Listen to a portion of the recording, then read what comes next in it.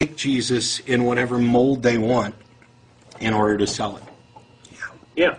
That, Jesus is the guy who's going to be right there with you when you go out and get drunk, because we know you're going to. And I realize that's not saying that Jesus advocates you getting drunk.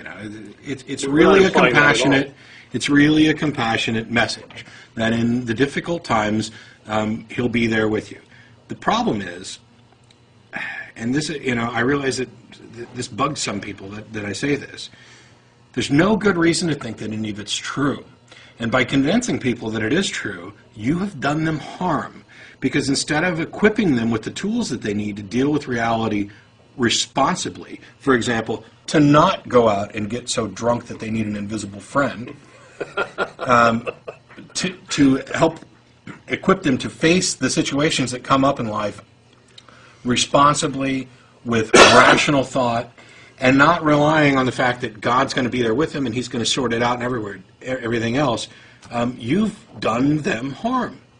They're willingly buying into something that has no basis in truth, or at least no demonstrable basis in truth. I mean, if God's demonstrated himself to you, that's great. Next time you talk to him, ask him why he doesn't do it for the rest of us.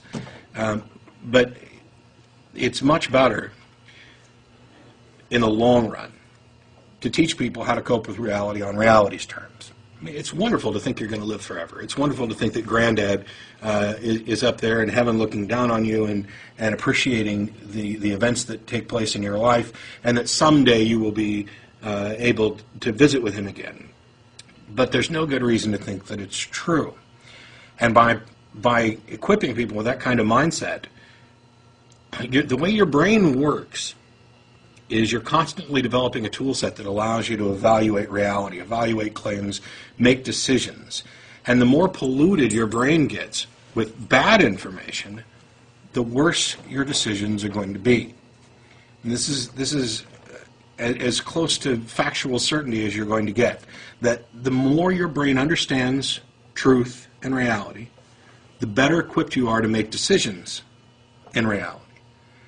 As soon as you start adding in the junk, and some of it may be relatively harmless, some of it may make you feel incredibly good, but I'd rather know that my beliefs are true or most likely true. I'd rather know that I have eliminated as many false or likely false beliefs as possible than feel good about my beliefs. There's no guarantee that reality is something where you're going to feel good. Life's tough sometimes, and it's cruel. But the best way to learn how to deal with it is to deal with it on its own terms and not hit your knees or put your hands together. I mean, praying may make you feel better. I'm not opposed to people, praying in general, because I think mostly what you end up doing is something along the lines of meditation or clearing your head, or, oh, I've lost my car keys. Oh, let me stop for a second, and please, God, please tell me where I put my car keys. Oh, I just can't remember where my car keys are. Well, what are you really doing? Are you really talking to some supernatural being that's going to tell you where you lost your car keys? Or are you trying to calm yourself down and focus your brain into remembering where you put your car keys? Is it really a miracle that you end up finding them? Are you so? I mean, have you got this weird amnesia where you can't possibly remember it on your own, so God's got to come in and plant the thought for you? And he hit him in the first place. Yeah. Why didn't? Why is God hiding your car keys? By the way, they're on the counter behind that can. They just got moved a little bit. You'll find them. No problem.